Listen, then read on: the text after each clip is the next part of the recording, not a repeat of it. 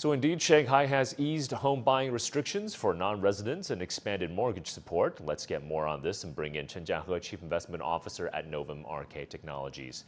Jiahe, welcome to the program. So give us a sense first of what this latest move to ease home purchase restrictions, especially in a Tier 1 city like Shanghai. What does this all signal about China's overall property policy?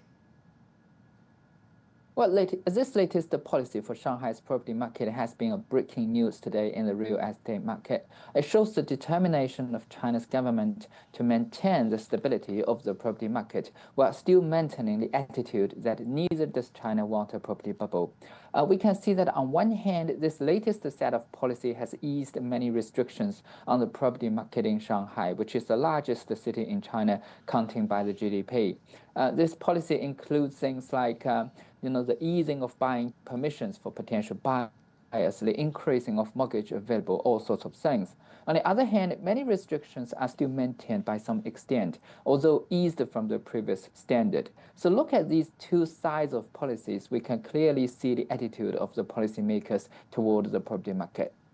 Right, so expand on this policy a little bit more for us. Jiahe, how does this property easing move, this latest one from Shanghai, compare in magnitude to other support measures that we've seen in the past?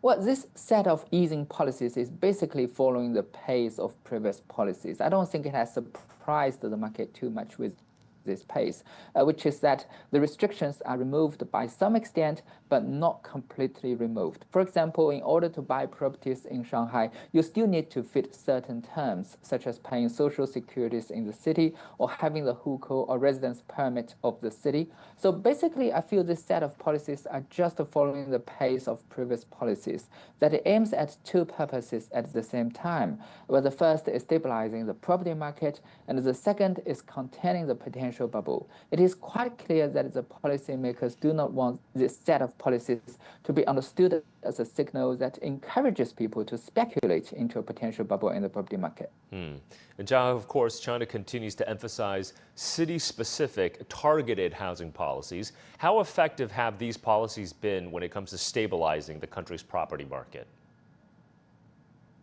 Yes, this city-specific housing policies is definitely working very effectively for China's property market, because we know that China is so large a country that the economic situation differs from city to city. For example, the rental yield for properties in Shanghai can be as low as 2%. But if you come to Beijing, you can find the rental yield can be higher at about 2.5 or even 3%.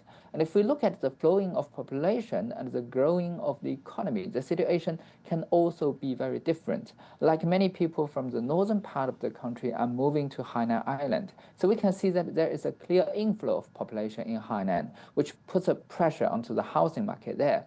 So when facing so many different situations around the country, the policies have to be specialized to fit different local economies. And Jiahe, housing is closely tied to household wealth. How far do you think easing property restrictions will go when it comes to boosting consumer confidence?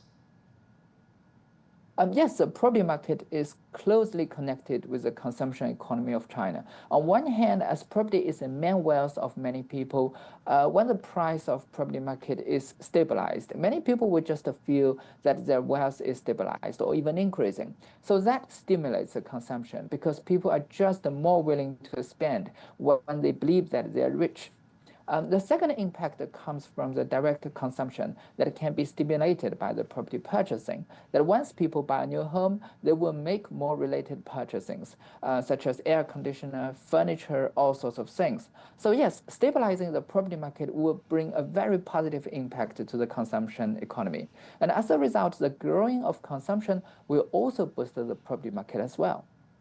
Okay, we're going to leave it there. Jiahe, always great to have your thoughts on all of this. Chen Jiahe, Chief Investor.